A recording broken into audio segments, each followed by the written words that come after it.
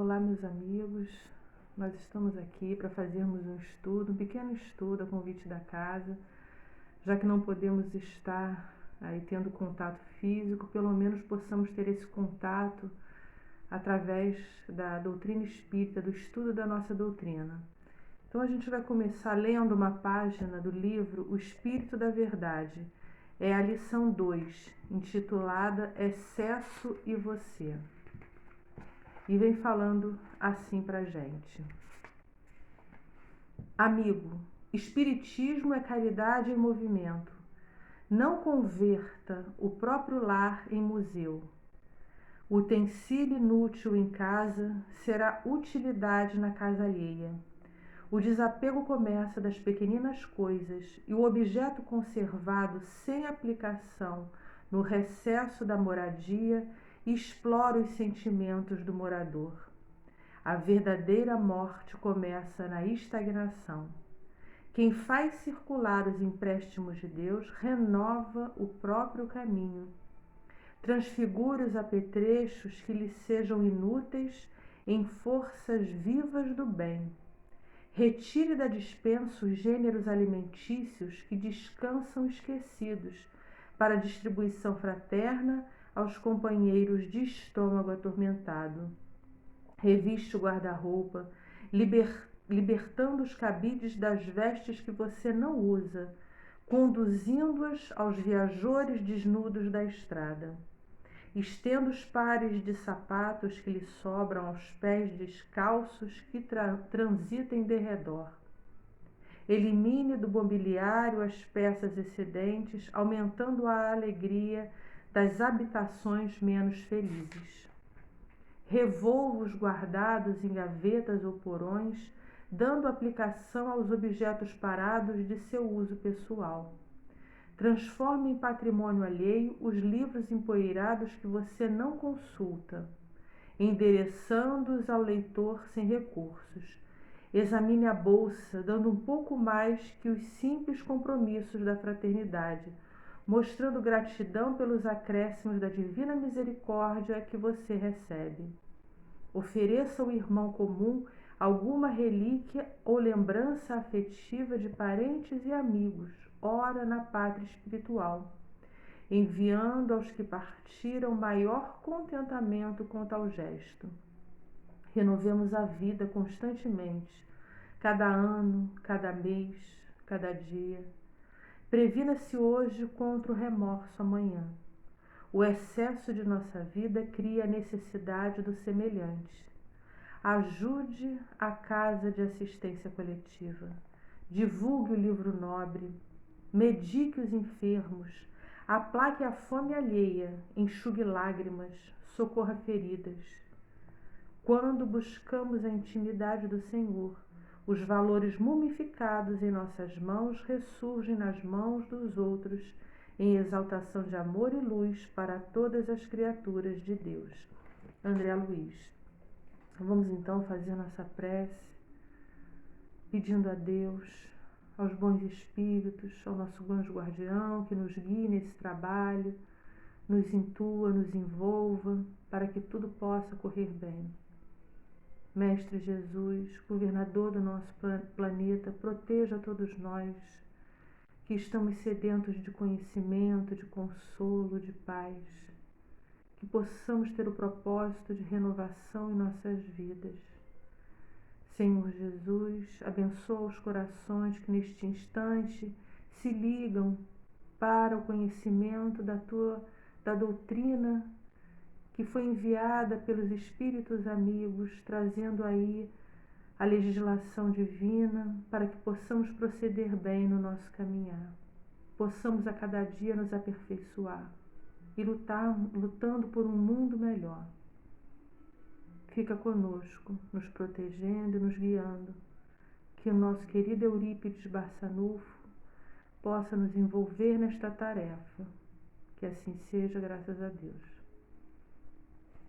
Bom, hoje a gente vai falar sobre lei de conservação, que está nas perguntas 702 a 714 do Livro dos Espíritos. Então nós vamos primeiro começar falando sobre o instinto de conservação. Esse instinto, que dizem os espíritos, foi dado a todos os seres vivos inteligentes, em qualquer grau de inteligência. Então aqui ele está se referindo aos reinos animal e hominal. Em qualquer grau de inteligência, esses reinos possuem o instinto. Para quê? Para preservar a vida. Viver é uma necessidade. Nós precisamos passar o maior tempo aqui no corpo físico, com todo o aprendizado que vem decorrente dessa vida física. Então, sabedores disso, nós precisamos preservar nossa vida, e por isso Deus deu a nós, que estamos aqui no reino nominal e também no reino animal, esse instinto para se preservar de todas as dificuldades, para se manter vivo. E esse instinto, o que seria esse instinto, né, propriamente dito? Seria uma espécie de inteligência, mas é uma inteligência espontânea. Então, ela não tem aí um processo mental, ela não envolve raciocínio, diferentemente da inteligência, né, que nós vamos falar daqui a pouco. Então, no homem, esse instinto, dizem os espíritos, é um guia muito mais seguro que a razão. Por quê? Porque a razão muitas vezes se deixa contaminar por suas más tendências, por seus sentimentos contrários. Aí, então, o instinto não. O instinto é espontâneo. E a inteligência? A inteligência já, propriamente dita, né? A inteligência é aí um ato voluntário, um ato reflexivo, envolve um processo mental, envolve o raciocínio, diferindo do instinto. Mas a gente pode aliar o instinto e a inteligência. Na pergunta 75 do Livro dos Espíritos vem falando assim: com o avanço intelectual o instinto diminui? E os espíritos dizem que não, que ele continua ali, mas é como se ele perdesse o seu comando principal, ele fica ali em segundo plano para ser usado no momento próprio, no momento que, né, que você precise daí do instinto para conservar sua vida. Como, por exemplo, no caso de um homem que está atravessando uma rua, um homem muito intelectualizado, com muita cultura, muita sabedoria, com um avanço intelectual muito grande, mas ele está atravessando uma rua, de repente ele escuta uma buzina. Então, instintivamente, ele corre. Isso é um ato espontâneo para preservar a sua vida. Ele não pensa, a buzina é para mim, eu estou correndo. Não, ele não pensa, ele não raciocina. O instinto dele é correr, para se livrar de um possível perigo. Então, sem raciocinar, sem refletir, ele instintivamente ele corre. Então, o instinto permanece sendo utilizado aí, né, vindo à tona, melhor dizendo, no momento aí em que a vida esteja em perigo. Mas aí, falando desse instinto aí, aqui mais detidamente no reino hominal, na pergunta 132 do Livro dos Espíritos, eles falam o seguinte: olha, viver a encarnação é uma necessidade. Nós precisamos encarnar por quê? Precisamos progredir e também contribuir com a obra da criação. Então, eu cresço, eu progrido, moral, intelectualmente. Então, e o meu crescimento ajuda no crescimento dos outros. Há uma solidariedade.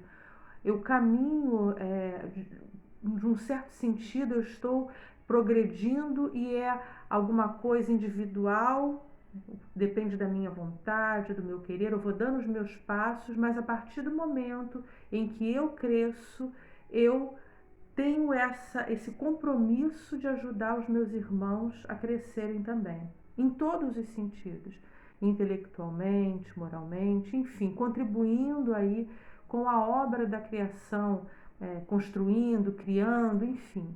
Então, o meu crescimento reflete aí essa disposição de ajudar no crescimento dos outros. Então, a partir do momento em que eu estou apto, que eu estou crescendo, eu estou ajudando a formar também, a crescer, fazendo com que esses outros espíritos também cresçam. eles também nos falam o seguinte: olha, o progresso, ele, né, por que Deus não fez com que nós progredíssemos apenas no plano espiritual? É uma lei de Deus.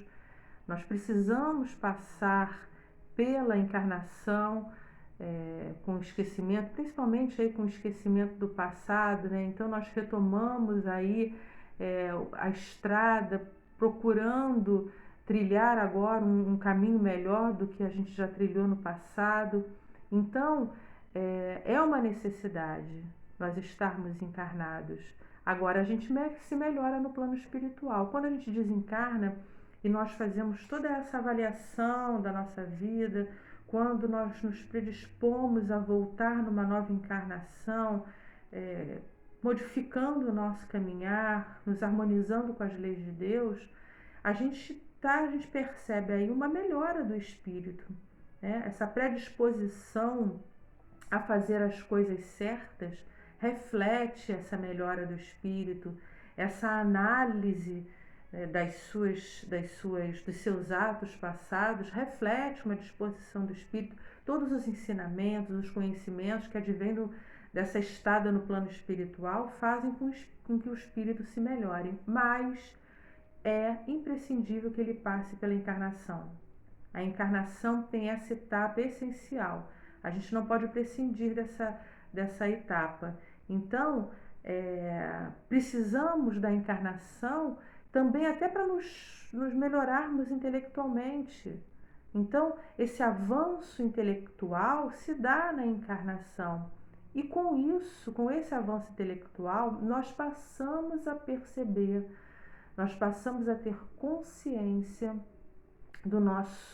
das duas estradas que se apresentam à nossa frente, a estrada do bem e a estrada do mal, o caminho do bem, o caminho do mal, o caminho da harmonia com as leis de Deus e o caminho da desarmonia com as leis de Deus. E aí, a partir daí, a gente pode optar. Quando a gente opta pelo caminho do bem, a gente progride moralmente. Por isso que os espíritos nos falam: primeiro tem que haver o progresso intelectual, para que você tome consciência do seu caminhar. E a partir daí vem o progresso moral. Mas o progresso moral não acompanha imediatamente o progresso intelectual, porque você pode progredir intelectualmente, mas, no entanto, ainda persistir no mal, no erro, na desarmonia com as leis de Deus. E aí você não progride moralmente. Só há efetivamente um progresso moral quando você resolve trilhar o caminho de harmonia com as leis de Deus, seguindo essas leis de Deus. Então, mas aí a gente vê a necessidade do progresso intelectual que só na encarnação o espírito consegue. E aí os espíritos falam: olha, você tem que sobreviver, por conta de tudo isso, você tem que estar o maior tempo encarnado.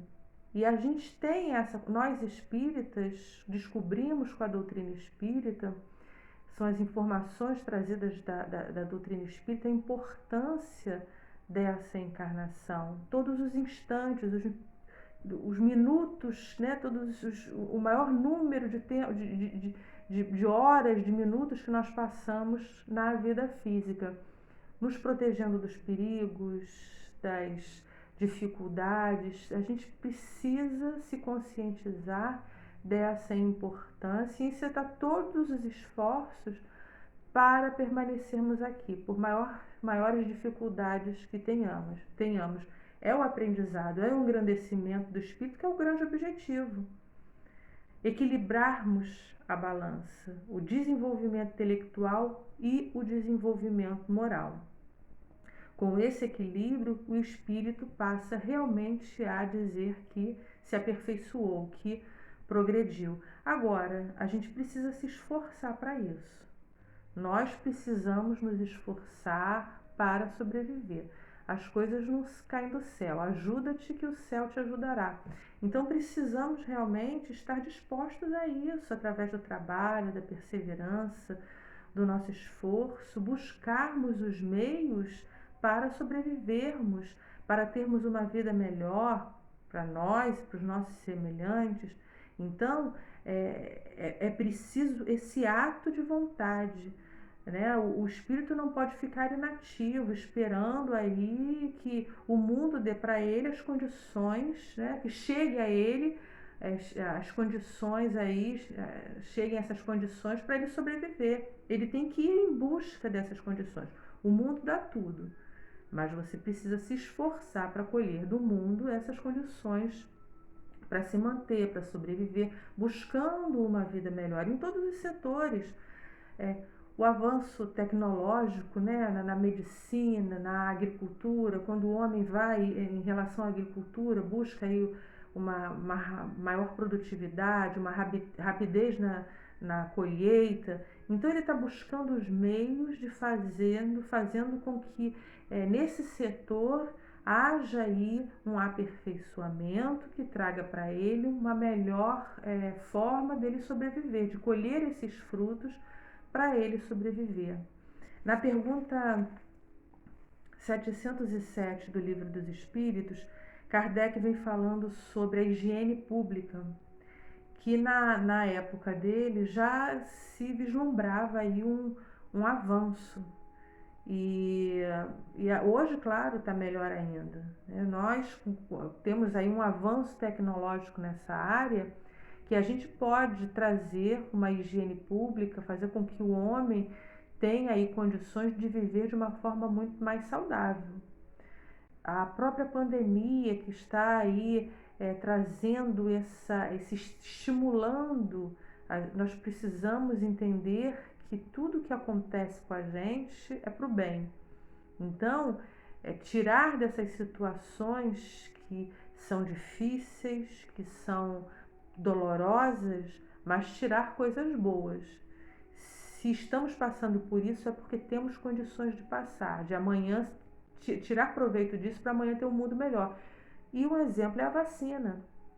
Ah, mas a vacina vai demorar 5 anos, dizem os especialistas, 4, a gente não sabe.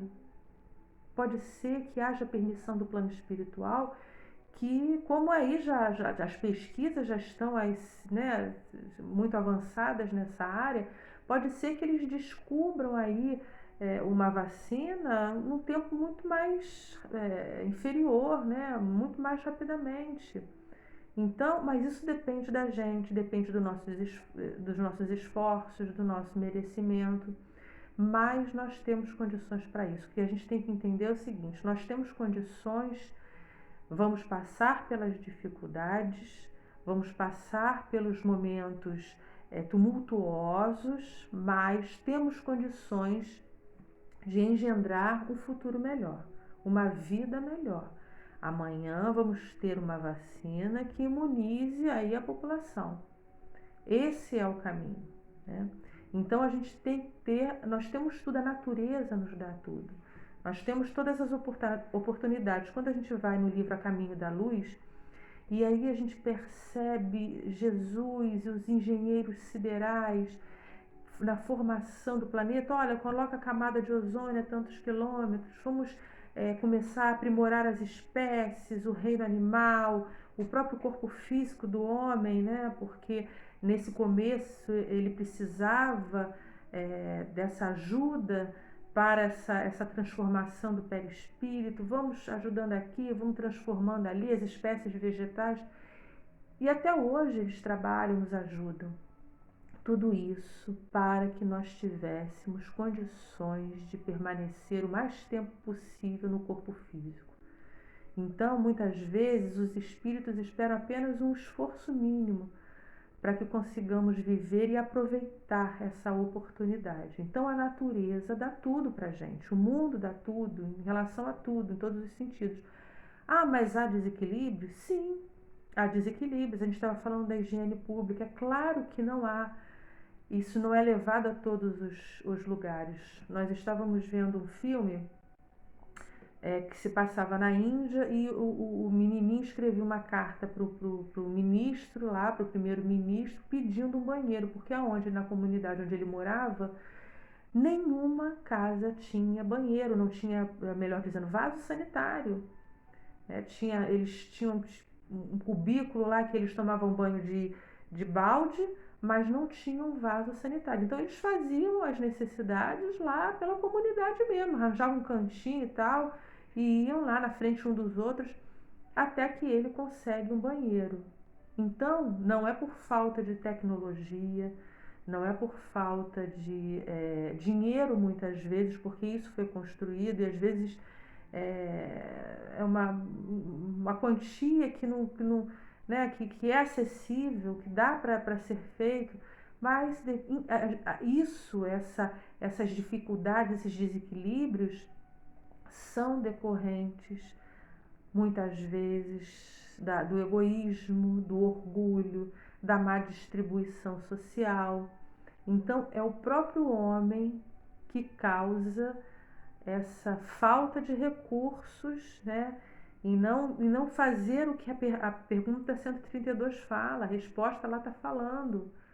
Olha, você tem que contribuir com a obra da criação. Então o homem não faz isso por sua vontade, causa esse desequilíbrio por usar mal o seu livre-arbítrio. Na Revista Espírita de 1869, Kardec vem falando sobre orgulho e egoísmo.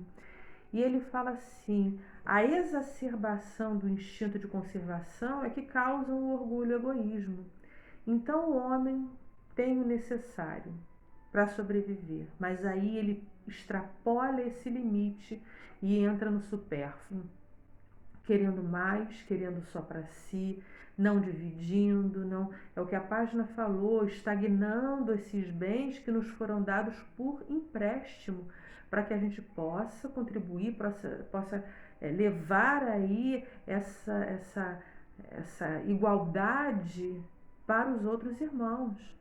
Então, o homem, exacerbando o instinto de conservação, porque ele já tem o necessário para sobreviver, e aí ele quer, passando desses limites, ele gera todas essas dificuldades.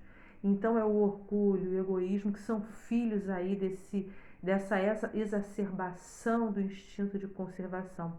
E se nós formos olhar para nosso país, para o planeta, enfim, nós vamos perceber que é falta de vontade. O homem que não tem vontade, tem recursos, muitas vezes, e não tem vontade de fazer pelo outro o que deve ser feito. Não cumpre um desses objetivos da encarnação, que é contribuir com a obra da criação. E aí a gente vai se deparando com essas dificuldades. É claro que a gente também tem que levar em conta que muitas vezes o espírito está passando por essas dificuldades aí como provas, como uma expiação decorrente dos erros do passado, dessa desarmonia com as leis de Deus. Ele utilizou mal o seu livre-arbítrio no passado e hoje colhe os frutos disso. Então hoje ele pede para se harmonizar com as leis de Deus através dessas dificuldades pelas quais ele passa. Um homem que foi acumulador, né, e não dividia os seus bens, não dividia o seu dinheiro, como nós vemos vários exemplos na Revista Espírita, e aí ele se depara numa encarnação, como nós temos, se não me engano, é Max, o mendigo, que está na Revista Espírita, não lembramos o número, que ele foi um espírito que foi extremamente egoísta numa encarnação passada. E aí ele se vê numa nova encarnação, no mesmo lugar onde ele renasceu anteriormente, mas ele se vê aí na condição de mendicância. Por quê? Porque usou mal os bens que lhe foram dados por empréstimo. Então, a gente tem que levar isso em consideração, mas isso não quer dizer que a gente, então eu estou passando por essa dificuldade porque tem a ver com uma encarnação, então eu não vou fazer nada para modificar isso, não. Os espíritos sempre falam para a gente que devemos nos esforçar para termos uma vida melhor. A gente já não sabe se amanhã nós vamos começar aí a colher frutos de um novo plantio dessa vida. Então a gente não sabe quando as dificuldades vão passar, mesmo que ela dure uma vida inteira, enfim, isso é um ponto nessa vida maior como espírito imortal. Então a gente não tem que se preocupar com isso. O importante é fazer o melhor hoje. O importante é, diante das dificuldades, desculpa, eu vou continuar lutando, vou continuar procurando uma vida melhor e nunca me revoltar. É a resignação sempre. Enquanto eu estiver nesse processo de dificuldade, continuar com esperança, com fé, me esforçando e resignado diante das leis de Deus, que a gente sabe que nada acontece por acaso. Nenhuma dificuldade, nenhuma dor é fruto do acaso. Então temos que ter essa consciência e nunca nos revoltarmos, cometermos atos como os próprios espíritos dizem: eu vou matar o outro porque eu estou com fome, eu vou matar meu semelhante para comer porque eu estou com fome. Nada justifica atos assim, criminosos, por maiores que sejam as suas dificuldades. Então nada justifica isso, né? Então, e a gente sabe das dificuldades aqui no nosso próprio país, pessoas que ainda passam fome, que passam necessidades, nos outros países, porque nós temos que parar de pensar só no nosso povo, na nossa nação. A gente tem que pensar no mundo como um todo. É essa nova visão que a doutrina espírita nos traz, esse compromisso com a contribuição na obra da criação, é olhar a humanidade terrena, encarnada e desencarnada, como irmãos. Eu produzindo um bem aqui, isso vai refletir no outro. Eu produzindo alguma coisa boa que me faça sobreviver, que me faça ter uma vida melhor, vai repercutir no outro. Então é essa visão que a gente tem que ter. E finalizando, os espíritos vêm falando, o estudo vem falando sobre o gozo dos bens terrenos. E aí os espíritos falam o seguinte: olha, nós temos todo o direito de gozarmos dos bens terrenos. Se eles existem, se estão aí, é para nós utilizarmos deles. Não há nenhum impedimento, não nos é defeso usarmos esses bens terrenos. Agora, e por isso mesmo eles têm esses atrativos. Eles estimulam o nosso desejo de possuí-los. Porque se não houvesse esse estímulo, a gente não ia se importar. Para que ter bens terrenos? Para que eu vou lutar para ter alguma coisa ou construir alguma coisa? Então, existe esse estímulo, esse atrativo nos bens terrenos. E nós podemos utilizá-los, claro, de uma forma harmoniosa, boa, claro que sim. Tudo com equilíbrio, com bom senso na vida a gente pode utilizar. A doutrina espírita nos esclarece, nada nos é proibido a partir do momento que a gente utilize, buscando essa utilização esteja em harmonia com as leis de Deus. Então a gente pode, um dos objetivos é você utilizar dos bens terrenos para crescer, para se melhorar, para trazer comodidade, conforto. Uma pessoa que, puxa, eu quero um carro porque eu vou passar a trabalhar com carro, então eu estou almejando aí, me esforçando para juntar um dinheiro, para comprar um carro e tá, bom, agora não dá, agora... Então é você se conhecer, equilibrar sua vida, tá ali procurando um mundo melhor, uma vida melhor para você e para os seus. Agora, um outro objetivo desses atrativos dos bens terrenos é te mostrar, te fazer um teste, é te mostrar aonde está o limite. Bom, a partir daí é o supérfluo. A partir daí, se eu entrar, se eu me deixar levar, eu vou complicar a minha vida. Vou trazer aí enfermidades, doenças, ou até a própria desencarnação, a morte. Então, é esse equilíbrio, está nos concitando a ter equilíbrio. Olha só, eu me utilizo dos bens terrenos, eu gozo desses bens terrenos, mas equilibradamente. Eu não estou tirando de ninguém. Nós vemos pessoas aí, e é uma tristeza muito grande, pessoas que tanta intelectualidade têm, tanta cultura têm, tanto avanço intelectual, mas moralmente elas se desviaram ou não conseguem perceber, né? Não se dão a chance de usar o seu livre-arbítrio para esse desenvolvimento moral quando elas utilizam desses bens que não, muitas vezes não são delas, é um bem público, para si mesmas, para terem aí uma vida de que a gente fica mexendo com tanto dinheiro que a gente não consegue nem pensar em como pode ser isso, utilizando para vaidade, para o orgulho, para humilhação, enfim, para esses vícios morais.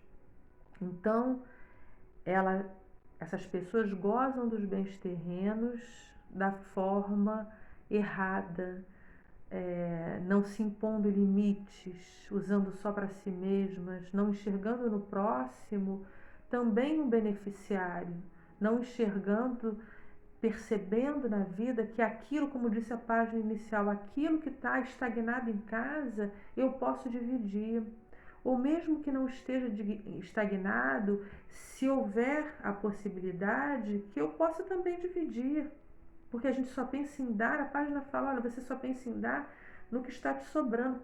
Vamos aprender a dividir também aquilo que você tem. Se você ainda continua com conforto, com a sobrevivência garantida, dá um outro pouquinho para o outro que nada tem, que está com a sua sobrevivência comprometida. Então é essa visão que a gente tem que ter. É um estudo interessante, é claro que aqui nós quisemos dar aí só uma pincelada em relação a isso, que possamos nos aprofundar.